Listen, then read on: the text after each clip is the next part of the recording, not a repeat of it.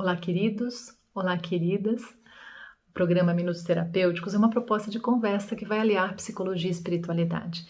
E é claro, eu não posso pensar ou falar aqui em espiritualidade sem vez ou outra citar alguns dos grandes nomes, das grandes personalidades, que através das suas palavras, dos seus escritos, mas principalmente por conta dos seus exemplos, deixaram um belíssimo legado nas suas tradições que nos inspiram tanto até os dias de hoje. Você já deve ter me ouvido falar um pouquinho sobre Santo Agostinho, sobre Paramahansa Yogananda, sobre Francisco de Assis, sobre Mahatma Gandhi. Pois é, falei um pouquinho.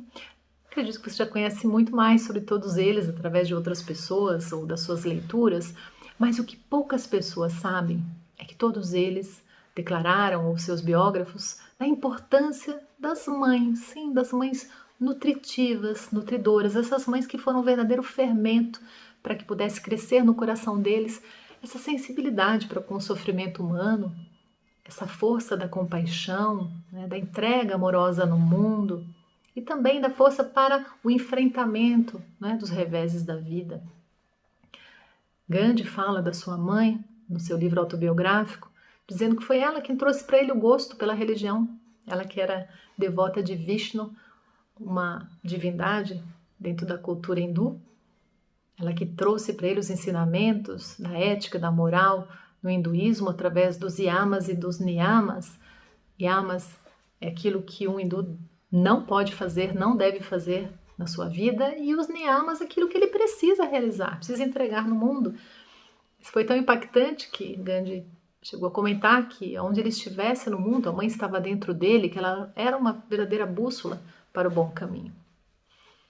Yogananda, no seu livro Autobiografia de um Yogi, logo no capítulo 1, quando ele vai falar da sua infância, dos seus pais, ele conta sobre a mãe também, como ela era amorosa, que as primeiras noções das escrituras sagradas vieram para ele através dela, o quanto essa mãe era generosa. Ele diz aqui no primeiro capítulo, que eu não vou ler agora, que em determinado momento ele soube que a mãe teria entregue aos pobres, aos necessitados, em 15 dias, mais do que o pai gastava no mês todo com a família, e que aquilo teria gerado ali uma séria discussão entre os seus pais.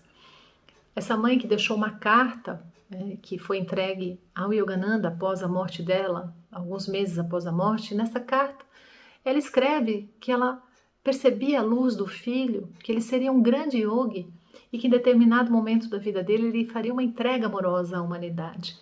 E assim foi, assim foi. Quando lemos sobre Francisco de Assis, logo podemos perceber a influência da sensibilidade da sua mãe de origem francesa, o quanto ela foi importante também nessa força compassiva de Francisco. E Santo Agostinho, falei um pouco dele, Sua mãe se chamava Mônica, estamos aí falando por volta do ano 350 da era cristã. Santo Agostinho deixou duas obras muito importantes, que são amplamente estudadas até os dias de hoje, que é a Cidade de Deus e Confissões.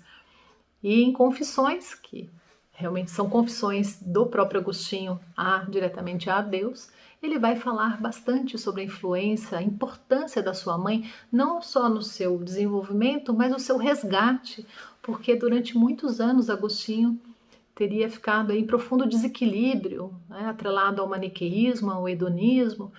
Então ele fala sobre a mãe com muito carinho, diz que foram as lágrimas dela, as preces, as intervenções dessa mãe que o ajudaram a voltar ao equilíbrio. A mãe que era cristã, e acaba aí conseguindo que seu filho também se convertesse ao cristianismo, e ele depois se torna um bispo da igreja, um grande teólogo, um grande filósofo, um bispo da igreja de Hipona, que era uma província de Roma, lá na África.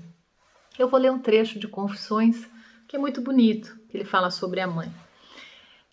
Lembrando que ele está falando diretamente a Deus, Então ele escreve assim: Minha mãe era serva de todos os teus servos. Todos os que a conheciam louvavam, honravam e amavam profundamente a ti por nela sentirem a tua presença, comprovada pelos frutos de uma vida santa. tinha sido esposa de um só marido, tinha cumprido seu dever para com os pais, tinha governado a casa com dedicação e dado testemunho das boas obras. Agora um trecho muito bonito, diz assim: educara os filhos, gerando-os de novo, tantas quantas vezes os visse afastarem-se de ti. Enfim, ela cuidou de todos. Está em Confissões, esse aqui é o livro 9, capítulo 9. Então, nós podemos perceber a importância, né, das mães nesses primeiros passos de seus filhos. E falei um pouquinho, bem brevemente, no nosso último encontro, né, sobre a importância das mães que dão um colo amoroso, as mães que trazem, né, essa guiança para seus filhos, mas também falei brevemente que nem sempre as mães estão assim disponíveis, nem sempre as mães têm todos esses recursos, toda essa amorosidade, porque ou estão sequestradas por suas próprias vivências infantis, por suas dores, por suas dificuldades emocionais, psíquicas, ou porque não receberam mesmo, né, dos seus pais essa carga emocional positiva. Elas não têm ferramentas, não têm ferramentas, instrumentos para passarem isso para suas crianças.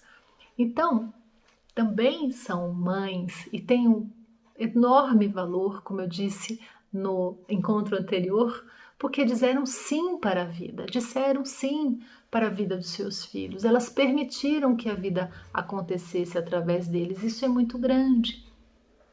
Então, o convite do encontro de hoje, essas reflexões sobre a importância da presença das mães nas nossas vidas, o convite de hoje é que, caso ainda não o tenha feito, né, que dê um espaço para esta mãe, tendo ela sido nutritiva ou não, um espaço no seu coração, né, pelo sim que ela deu à sua vida, pela sua existência nesse mundo, entendendo que as mães também foram crianças e passaram por profundas dificuldades.